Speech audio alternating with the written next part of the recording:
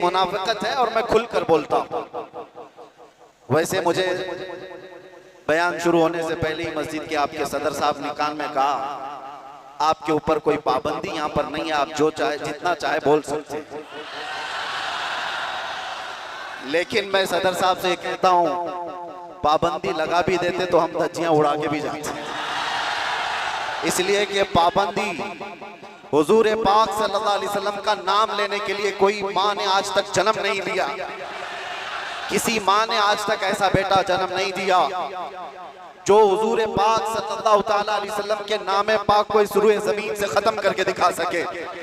सकती है माँ बेटे के साथ चाहे तो रह सकती है, बाप बेटी के साथ चाहे तो रह सकता है, इसको फ्रीडम कहा जाता है। मेरे अजीजों, जानवरों से भी ज्यादा सलील तुम्हें बनाना चाहती है ये दुनिया, इसलिए मैं कह रहा हूं, उठो वो घर न हश्र न होगा फिर कभी, दौड़ो के जमाना चाल अपनी चल गया, तुम्हारे पास अब एक ही इलाज है, एक ही इलाज है, एक ही इलाज है। तुम कहां से बच पाओगे इनके वार से। तुम्हारे घरों में जो टेलीविजन है, सोचते थे पहले कि टीवी चालू करेंगे तो नंगे नाच होंगे, अब वो जमाना भी गया। इस दुनिया ने तुम्हारे हाथों में पहुंचाया, तुम्हारे हाथों में नहीं बल्कि तुम्हारी उंगलियों के एक टच में जितनी गंदी फाहिशा चीजें देखना हो सब देख सकते हो।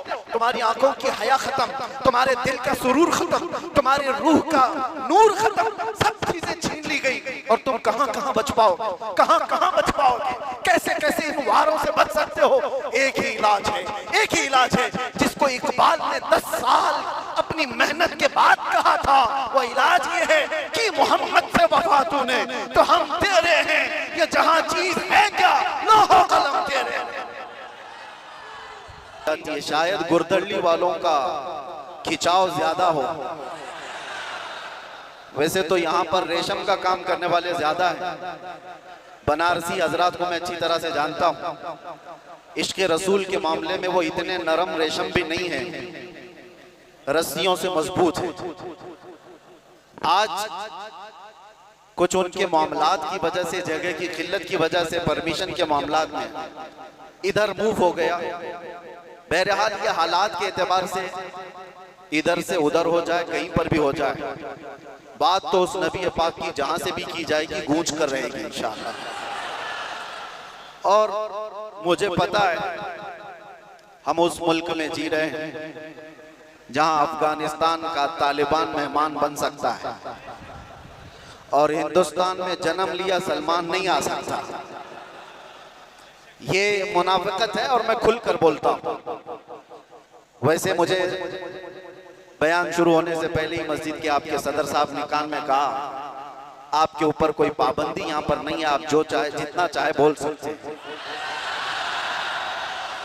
लेकिन मैं सदर साहब से कहता हूँ, पाबंदी लगा भी देते तो हम धज्जियां उड़ा के भी जाते, इसलिए कि पाबंदी हुजूर पाक सल्लल्लाहु अलैहि वसल्लम का नाम लेने के लिए कोई माँ ने आज तक जन्म नहीं लिया, किसी माँ ने आज तक ऐसा बेटा जन्म नहीं दिया जो हुजूर पाक सल्लल्लाहु ताला अलैहि वसल्लम के नाम पाक को इस रूए जमीन से खत्म करके दिखा सके। हमारा जुर्म क्या है, हमारा कसूर क्या है, हम बोलते क्या है? हम बात सिर्फ मेरे मुस्तफ़ा करीम सल्लल्लाहु अलैहि वसल्लम की करते हैं, और अगर ये हुजूर पाक सल्लल्लाहु अलैहि वसल्लम के नाम और उनके नामूस की बात करना जुर्म है तो हर बार करेंगे, हर बार करेंगे, 100 बार करेंगे और वक्त आए तो सरेदार करेंगे। इसमें कोई खौफ की बात तो है नहीं, इसमें कोई डर की बात तो है नहीं। जब हमने ये कह दिया है या रसूल अल्लाह, ये दिल भी तुम्हारा, ये जान भी तुम्हारी, हम आए यहाँ तुम्हारे लिए और उठे भी वहां, जब सब उनके लिए है तो फिर डर किस बात का। खौफ ना रख रजा जरा, तू तो है अब्दे मुस्तफा, तेरे लिए अमान है, तेरे लिए अमान है। बेंगलुरु के गयूर नौजवानों को मैं कुछ बातों से बेदार करना चाहता हूँ। तुम्हारी एनर्जी, तुम्हारी ताकत खामखा जाया नहीं होनी चाहिए। सड़कों पर बर्बाद किए जाने के लिए तुम्हें ताकत नहीं दी गई। अल्लाह ने तुम्हें जो ताकत और एनर्जी दिया है, जो तुम्हें पावर दिया है, वो नशे के अड्डों पर बर्बाद करने के लिए नहीं, और ना ही गलियों कुचों पर रात भर गुजारने के लिए, और ना ही बेमहल और बेवक्त एहतजाजात करके अपने आप को जोखिम में डालने के लिए। तुम्हारी एनर्जी और तुम्हारी ताकत एक एक पल किस चीज के लिए दी गई है आपको पता है? जिंदगी ये नहीं है किसी के लिए, जिंदगी है नबी की नबी के लिए, और ना समझ मरते हैं जिंदगी के लिए, और जीना मरना है सब कुछ नबी के लिए। तुम्हारी जिंदगियां इतनी सस्ती नहीं है, तुम्हारी जिंदगियां इतनी हल्की नहीं है कि कोई चोर उचक्का हाँकता हुआ तुम्हें किसी भी तरह से लेकर चला जाए और अपने अपने मकासद का निशाना बनाए। ऐ नौजवानों, जिस दौर में आप जी रहे हो, होश व हवास के साथ जियो, कानूनी मामलात और उसकी पेचीदगियों को समझो, दुश्मन किस अंदाज से तुम्हें वार कर रहा है इस चीज को महसूस करो। यकीनन मेरे आका सल्लल्लाहु तआला अलैहि वसल्लम की मोहब्बत और उनकी अजमत एक ऐसी चीज है जिस पर मुसलमान कंप्रोमाइज नहीं करता, और ये दुश्मन को अच्छी तरह मालूम। हमें भड़काने के लिए, हमें आपे से बाहर करने के लिए, जानते हो वो कौन सी चीज का इस्तेमाल करते हैं? सिर्फ और सिर्फ मेरे नबी का नाम इस्तेमाल करते हैं।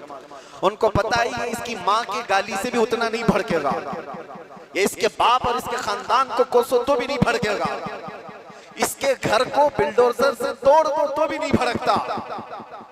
ये अगर बेकाबू होता है तो आमिना के लाल की इज्जत पर उंगली उठाने से, ये अच्छी तरह से दुश्मन को मालूम है। इसीलिए बार बार इस तार को छेड़ा जाता है। उन्हें छेड़ने दो, वो अपनी हैसियत के मुताबिक छेड़ करके समझ रहे हैं, लेकिन हकीकत में मेरे अजीजों मैंने महसूस किया इस कौम को अल्लाह हमेशा सलामत रखे। मैं कभी कभार रातों में बैठे फिक्र भी करता कि इन नौजवानों से मुस्तकबिल क्या होने वाला है, जो रात भर नशे के अड्डे में गुजारते हो, गाने सुन करके दिन भर बिस्तर पर सोए रहते हो। उम्मत मुस्लिमा का क्या होगा? हम पहले बहुत जज्बाती तकरीरें कर चुके, माशरे की इस्लाह के लिए हर बुराई पर हम उंगली रख चुके, बहुत फिक्र अंदाज, काफी फिक्र होती थी। लेकिन मैंने देखा ये वो नौजवान जो नशा में, मेरे साथ जेल की कैद काटे हुए नौजवानों को भी जानता हूं, जो हर तरह का नशा करके आए हुए थे, एडिक्ट थे, और कोई 10 साल से, कोई 15 साल से, कोई 20 साल से, और सारी कड़ियां जोड़ करके मैं आकर के देखता हूं कौन है जो इन्हें नशा पर उभारता है, कौन इनकी गलियों में नशा बेचता है, कौन सप्लायर है, कौन उभारता है, कौन पहुंचाता है। कानून को भी मालूम है कहां बिक रहा है, कहां सप्लाई हो रहा है, सबको पता है। और खासकर तुम्हारे मोहल्ले क्यों टारगेट है? कभी सोचा आपने? ये सिर्फ बेंगलुरु की बात नहीं, जाओ मुंबई जाओ, कलकत्ता जाओ, दिल्ली जाओ, किसी भी, हैदराबाद, हर इलाके में मुसलमान क्राउडेड जो इलाके हैं, हमारी ज्यादा आबादी जहां पर, उन इलाकों को इन तमाम बुराइयों से घेर लिया गया है नशा से। क्यों तुम टारगेट हो? वजह यही है मेरे अजीज, इसलिए कि दुनिया को खौफ दूसरी कौमों से नहीं, मोहम्मद अरबी के गुलामों से इतना डर है कि इसी दिन ये खड़ा हो गया तो दूसरों की नींद हराम कर देगा। पता है इसको इन तमाम खुराफात में मुलव्विस करके, नशा का आदी बना करके इसको सुला दो। ठीक है, इन्होंने कर लिया, किसी को 10 साल से, किसी को 20 साल से, किसी को 25 साल से नशा में मुब्तला करके रख दिया। हम भी डरे हुए थे कि ये नशाखोर नौजवान क्या करेंगे, मुस्तकबिल क्या होगा इनका। लेकिन मेरे अजीजों, मैंने अभी माजी करीब में, साल 2 साल में ये भी महसूस किया, नशा छोड़ना आसान भी नहीं है। जो एडिक्ट होता है वो जल्दी छोड़ता भी नहीं। अरे गुटखा नहीं छोड़ता तो वो दूसरी बातें कहां जल्दी छोड़े। लेकिन मैंने इलाज भी देखा, ये वो नौजवान 10 साल, 12 साल, 15 साल से नशा में एडिक्ट हैं, पूरी दुनिया ने इनको टारगेट कर कर करके नशा खिलाया और इनको 36 घंटे 48 घंटे सोने वाले नौजवान बनाया। मैंने देखा है 36 घंटे सोने वाले, और डर था हमें कि इनसे होगा क्या मुस्तकबिल। लेकिन मेरे अजीजों, हमारा ये अंदेशा, हमारा ये डर गलत निकला। दुनिया ने सब कुछ एड़ी चोटी का जोर लगा दिया इस नशा में मुब्तला कर कर कर करके कि इनको मफलूज कर दे, इनको पैरालाइज कर दे। लेकिन मैंने देखा, एक बार पुकारा आई लव मोहम्मद, उसके बाद फिर देखा वो नौजवान जो 20 साल से नशा में है, नाम मोहम्मद का नशा चढ़ गया है। मैंने पूछा वो पुराना नशा कहाँ चला गया? पुराना नशा जिसमें 36 घंटे सोता था, वो नशा कहाँ चला गया? मैंने उन नौजवानों को देखा, वो झूमते हुए कहते हैं वो नशा अलग है, ये उस मुस्तफा के नाम की मोहब्बत का नशा अलग है। मैं ये चाहता हूं मेरे अजीजों, आओ उस नाम पाक के नशे में, इससे बढ़कर के बेहतर खुमार कोई है नहीं। इसीलिए जो उस मोहब्बत के नशे को पी लिया, तब फिर वो गुनगुना करके यूं कहा था, कुछ ऐसा कर दे मेरे किरदिगार आंखों में, हमेशा नक्श रहे रूये यार आंखों में। उन्हें ना देखा तो किस काम की है ये आंखें, कि देखने की है सारी बहार आंखों में। आपको मैं उसी चीज की दावत देने के लिए आया हूं। नौजवानों, ये धड़कता दिल किसी लैला को देने के लिए नहीं है, एक ही दिल है। उस लैला को क्या दें जो हर 4 दिन के बाद मजनू बदल देती हो? उस लैला को क्या दें जो पैसे देख करके बदल जाती हो, मनसब देख करके घर बदल लेती हो? हम उस दरबार में अपने आप को डाल दें जहां के मुतालिक ये कहा, जब तक बिके न थे तो कोई पूछता न था।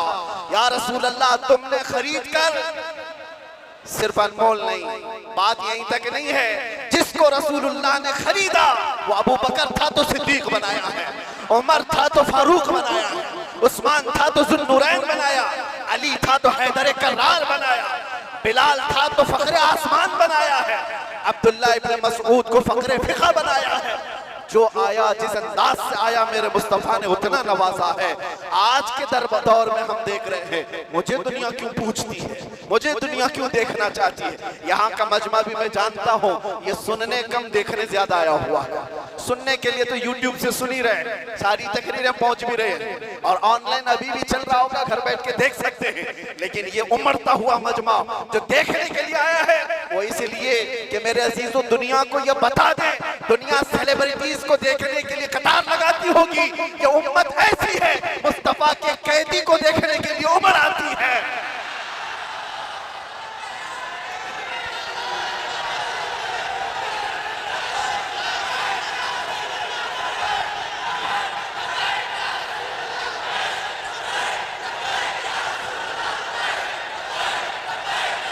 वरना तवज्जो मेरे अजीजों, इस भरी दुनिया में हम जानते हैं जेल से छूटा हुआ आदमी मुंह छुपाकर घूमता है। लोग क्या बोलेंगे, जेल से आया है, ना हम जाने में मुंह छुपाए थे ना आने में मुंह छुपाए। अरे वो छुपा करके वो जाए जो चोरी करके गया हो, जो डकैती करके गया हो, रेप केस में अंदर गया हो, माल खा करके अंदर गया हो, वो क्यों मुंह छुपाए जो लब्बैक या रसूलुल्लाह कह कर गया हो। आपके लिए भी मैं कह रहा हूं, मुंह छुपाने की नहीं, ये मुंह उठाने का वक्त है, उठाने का वक्त है। इसलिए कि मेरे अजीजों, उस नामे पाक के बाद अगर कोई मुसीबत आती है तो ये हुकूमतें या ताकतों के जरिए से वो तो जरिया बनते हैं। असल बात ये है कि हमें अल्लाह तबारक व तआला उस अजीम इम्तिहान से गुजारना चाहता है जो बिलाल हबशी को दिया गया है, जो खब्बाब बिन अल-अरत को दिया गया है, जो खुबैब बिन अदी को दिया गया है, जो ज़ैद बिन दसना को दिया गया है। मैं तारीख पढ़ता हूँ, हमेशा एक बात याद आती है, मेरे साथ भी सेम मामला हुआ था, हालांकि कंपेरिजन कुछ नहीं, बिला तशबीह बिला तमसील। इमाम अहमद बिन हम्बल 5 लाख हदीसों के हाफिज हैं। आपको एक फतवे की वजह से, एक फतवे की वजह से 3 बार कोड़े मारे गए, 3 बार। और कोड़े किसको कहते हैं? ये जो कमर का बेल्ट है इसको नहीं, वो चमड़े का पट्टा होता था, एक बार मारते थे तो चमड़ी लगकर आ जाती थी। ऐसे कभी 80 कोड़े, कभी 100 कोड़े। इमाम अहमद बिन हम्बल को जब ले जाया जा रहा था, ये तीसरी मर्तबा था, वक्त का खलीफा, वक्त का खलीफा, जब जल्लाद को हुक्म दिया कि इस बार फिर इनको कोड़े मारो, इनको फतवा वापस लेने के लिए कहो। एक शख्स ने कान में आकर के कहा, वो भी बड़े आलिम थे उस वक्त, कहा कि आप मुझसे कान में कह दें से मैं सारा मामला सही कर लूंगा, निपटा लूंगा। आपने कहा, मेरे मुस्तफा की इज्जत और उनकी शरीयत कानों में नहीं बोली जाती, कानों में नहीं। इसलिए हम भी भरे मजमा में कहते हैं। आप जा रहे थे तो एक मशहूर चोर था, बगदाद, उसने पुकार करके क्या कहा अहमद बिन हंबल, सुनो, मैं चोरी में 1500 कोड़े खा चुका हूं। चोरी कर कर करके बार बार पकड़ा जाता हूं, कोड़े खाता हूं, लेकिन फिर भी मैंने चोरी नहीं छोड़ी। चोरी अभी तक मुझसे छूटी नहीं है। ऐ अहमद बिन हंबल, मैं चोरी छोड़ भी दिया अगर, तो ज्यादा से ज्यादा मेरे बच्चों के पेट पे फर्क आ सकता है। आप ये कोड़ों के डर से हक बात बोलना न छोड़ें, इसलिए कि अगर आप समझौता कर लिए तो पूरी उम्मत बर्बाद हो जाए। इमाम अहमद बिन हंबल कहते हैं, अच्छे अच्छों से बढ़ करके उस चोर ने दर्स दिया था, उस चोर ने सबक सिखा दिया था कि लोग सजाओं के डर से जब चोरी नहीं छोड़ते, तो हम सजाओं के डर से मेरे मुस्तफा का नाम लेना क्यों छोड़ दो, हुजूर की इज्जत पर बात करना क्यों छोड़ दो। और अब तो हमें पता है हमारी जिंदगी बची क्या है, हमारी जिंदगी की असर हो गई। जिसकी उम्र 40 साल के करीब होती है, वो कहा जाता है असर का वक्त हो गया उसकी जिंदगी। असर से मगरिब में कितना टाइम रहता है? सूरज डूबने को बहुत थोड़ा सा वक्त रहता है। हमारी जिंदगियों की असर हो गई, मगरिब में थोड़ा सा वक्त बाकी है। जो जीना था रब तबारक व तआला ने खुशियां अता की, बचपना भी खुशहाल, हमारी जवानी भी खुशहाल, हमने जो पढ़ना था पढ़ लिया, शादी बच्चे सब हो गए, तिजारत भी हो गई, माल भी, घर भी, सारी चीजें अल्लाह ने जो जीने की दुनिया में सराय सब अता कर। अब इस वक्त जब असर से मगरिब का वक्त हो चुका हो, आदमी अगर अल्लाह के जिक्र से मुंह फेर ले और इधर सूरज डूब जाए, तो फिर उसकी जिंदगी इससे ज्यादा नहुसत में नहीं आ सकती। उससे बदकिस्मत कौन है जिसकी फजर अच्छी हुई, ज़ोहर अच्छी हुई, असर तक अच्छे पहुंचा और असर के बाद बिगड़ गया, तो उससे बढ़ करके बदनसीब कौन है? इसलिए मेरे अजीजों, अब तो हम कंप्रोमाइज नहीं करने वाले, अब तो हम समझौता नहीं करने वाले। अब जो होना है, जिसको हमारे मुहावरों में कहा जाता है, जब सर ओखली में रख दिया तो मुसल से क्या डर। आदमी को पता है। बहरहाल आपसे मेरा एक मैसेज है, आपसे मेरा एक पैगाम, ये और फितनों का दौर आता जाएगा और फितनों का दौर बढ़ता जाएगा। मेरे नबी पाक सल्लल्लाहु अलैहि वसल्लम ने फरमाया, मैं देख रहा हूँ फितने मेरी उम्मत पर इस अंदाज से आ रहे हैं जैसे बारिश के कतरे, बारिश के कतरे जिस तरह आ रहे हैं, इस तरह से फितने आएंगे। तस्बीह का दाना, यानी तस्बीह उसकी गांठ अगर टूट जाए तो दाने किस तरह से बिखर जाते हैं। हुजूर पाक फरमाते हैं उम्मत में फितने इसी तरह से होंगे, एक दाना पकड़ने जाओगे दूसरा सरक जाएगा, दूसरा पकड़ने जाओगे तीसरा निकल जाएगा। तुम एक फितने से निकल करके आ रहे होगे, दूसरा सामने होगा और तुम ये कहोगे इससे बड़ा फितना तो मैंने देखा ही नहीं, जबकि उसके बाद फिर फितना आएगा। हुजूर फरमाते उसको देखकर फिर कहोगे तुम इससे बड़ा तो मैंने देखा ही नहीं। इस दौर में हम जिंदगी गुजार रहे हैं, हर आने वाला दिन एक नया फितना लेकर के आएगा। इसी जमाने के मुतालिक मेरे मुस्तफा सल्लल्लाहु अलैहि वसल्लम ने फरमाया, तुम्हारा ईमान पर कायम रहना इतना मुश्किल हो जाएगा जितना हथेली में अंगारा लेकर खड़ा होना मुश्किल हो जाएगा। आग का अंगारा लेकर आदमी हथेली में खड़ा हो सकता है, इतना ही मुश्किल हो जाएगा। मैं देख रहा हूं उस दौर को, लोग हवाओं में ईमान बेच देते थे, आज जिसकी हवा देखा उसकी बोली बोलना शुरू कर दिया। इधर आंधी चल रही है उसके पीछे भाग गए। इसीलिए हुजूर पाक सल्लल्लाहु अलैहि वसल्लम ने यह भी फरमाया था कि ताकत की बोल वाला ऐसा होगा कि लोग उसी को सब कुछ समझ रहे होंगे। आज वही है ताकत, हुकूमत, सत्ता जिसके पास है, लोग ये समझते हैं उनके साथ ही रहने में भलाई है, उनके साथ ही रहने में भलाई है कि कुछ उनका छूटा हुआ झूठा खाने को मिल जाएगा। मेरे अजीजों, ये ईमान की अलामत नहीं। हुजूर ने ये भी फरमाया, दज्जाल जिस वक्त जमाने में आएगा, दज्जाल उस वक्त का हाल ये होगा, हजारों की तादाद में लोग ईमान छोड़कर उसकी फौज में शामिल हो जाएंगे। और हुजूर ने फरमाया, दुनिया शुरू होने से लेकर कयामत तक उससे बड़ा कोई फितना नहीं। वो दौर भी आने वाला है। उस दौर की अलामत में क्या बताया मेरे आका ने? इरशाद फरमाया, सच को झूठ बना दिया गया होगा और झूठ को सच बना करके पेश किया जा रहा होगा। क्या आज ये पूरा निजाम कायम नहीं है? ये सारा मीडिया ये दज्जाली निजाम पर चल रहा है। ये सब दज्जाल के चेले जितने भी बैठ करके भोंकते हैं, जो सच्ची बात होगी उसको ऐसा तोड़ मरोड़ करके बयान करो कि वो झूठी लगने लगे, और झूठ को इतना सजाओ, इतना बोलो कि सच लगने लग जाए। आज उस दौर में तुम जी रहे हो, कितने बड़े बड़े चैलेंजेस है तुम्हारे पास, कितने बड़े बड़े चैलेंजेस है, ईमान पर कायम रहना मुश्किल हो जाएगा।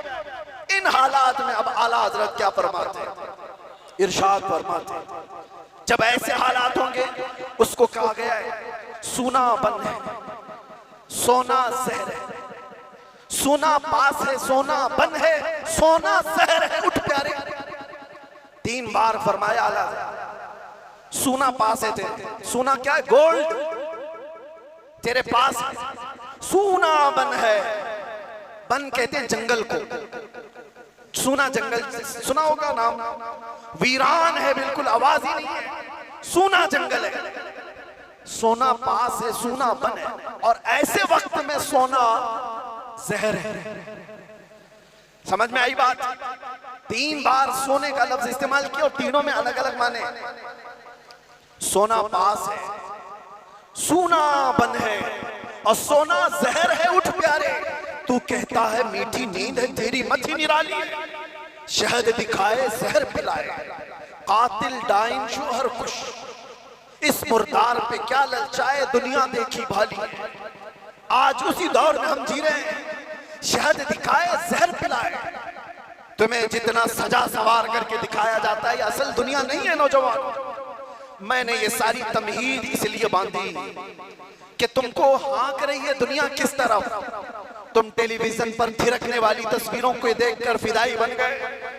तुम सोचने लग गए कि ये बड़ा स्टार आदमी है, ये हीरो है, एक्टर है, ये कोई एक्ट्रेस है, इसके पहने हुए कपड़े, इसका बनाया हुआ हेयर स्टाइल, इसके चलने के अंदाज, इसके खाने के अंदाज, इसने अगर किसी चीज की एडवर्टाइज की तो उसको लेकर पड़े जाना। ये दुनिया की दिखाई हुई पर्दे सीमी पर जिसके पीछे तुम पागल हुए जा रहे हो, ये वही दुनिया है जो शहद दिखा रही है और जहर पिला रही है। असल में मामला ये है मेरे अजीजों, तुम्हें इस वक्त जगाना हमारी बहुत बड़ी जिम्मेदारी है, बहुत बड़ी जिम्मेदारी है। तुम इस जादू को समझो, इस जादू को समझो जो दुनिया तुम्हें खींच रही है। क्या बनाना चाहती है? मैं साफ लफ्जों में अगर कहूं तो तुम्हें क्या बनाना चाहती है? एक नौजवान को देखा, कानों में बालियां, हाथ में चूड़ी और बालों में चोटी हुई। हमने देखा अच्छा खासा नौजवान बन क्या गया, ना मर्द दिखता है ना औरत दिखता है। दुनिया तुझे तीसरी मखलूक बनाना चाहती है और तू शौक से इसके पीछे भाग रहा है। कभी सोचा भी नहीं। औरतों को क्या बनाना चाहती है? पूरे जिस्म का लिबास हटा दे, बस कपड़ों के टुकड़े ऊपर और नीचे लगा दे, और इसको ये कहते हैं कि दुनिया का सबसे बेहतरीन फैशन है। अगर नंगा रहना फैशन है तो भैंस ज्यादा फैशनेबल है, हो तो कुछ भी नहीं पहनती। जानवर सबसे ज्यादा फैशनेबल है, नंगे रहने को फैशन कहा जाता है। सोचो मेरे अजीजों, मैं ये बातें क्यों कह रहा हूं? वो निजाम भी मैं देख करके आया जहां भाई बहन की शादी को आज जायज करार दिया गया। हुकूमतों से लोग लड़ रहे हैं कानूनी हक लेने के लिए। इटली में, नीदरलैंड में लोग ये कानून पारित करवाना चाहते हैं कि भाई बहन से शादी करने की इजाजत दी जाए। अब तो दुनिया की कितनी ऐसी हुकूमतें जो होमोसेक्सुअलिटी को पूरी तरह से अलाउ करके रखी हुई है। मर्द मर्द से शादी कर सकता है, औरत औरत से निकाह कर शादी कर सकती है, माँ बेटे के साथ चाहे तो रह सकती है, बाप बेटी के साथ चाहे तो रह सकता है। इसको फ्रीडम कहा जाता है। मेरे अजीजों, जानवरों से भी ज्यादा सलील तुम्हें बनाना चाहती है ये दुनिया। इसलिए मैं कह रहा हूं, उठो वो घर न हश्र न होगा फिर कभी, दौड़ो के जमाना चाल अपनी चल गया। तुम्हारे पास अब एक ही इलाज है, एक ही इलाज है, एक ही इलाज है। तुम कहां से बच पाओगे इनके वार से? तुम्हारे घरों में जो टेलीविजन है, सोचते थे पहले कि टीवी चालू करेंगे तो नंगे नाच होंगे। अब वो जमाना भी गया। इस दुनिया ने तुम्हारे हाथों में पहुंचाया, तुम्हारे हाथों में नहीं बल्कि तुम्हारी उंगलियों के एक टच में जितनी गंदी फाहिशा चीजें देखना हो सब देख सकते हो। तुम्हारी आंखों की हया खत्म, तुम्हारे दिल का सुरूर खत्म, तुम्हारे रूह का नूर खत्म, सब चीजें छीन ली गई। और तुम कहां बच पाओगे? कहां बच पाओगे? कैसे इन वारों से बच सकते हो? एक ही इलाज है, एक ही इलाज है जिसको जिसको इकबाल ने 10 साल अपनी मेहनत के बाद कहा था, वो इलाज ये है कि मोहम्मद से वफा तूने तो हम तेरे हैं, ये जहां चीज है क्या लोहो कलम तेरे।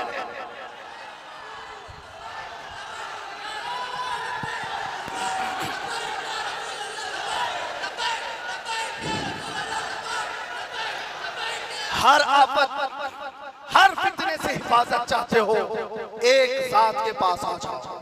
बुलहवस सुन, सीमा सर की बंदगी अच्छी नहीं, उनके दर की भीख अच्छी, सरवरी अच्छी नहीं। उस जमाने के जो सहाबा मेरे अजीज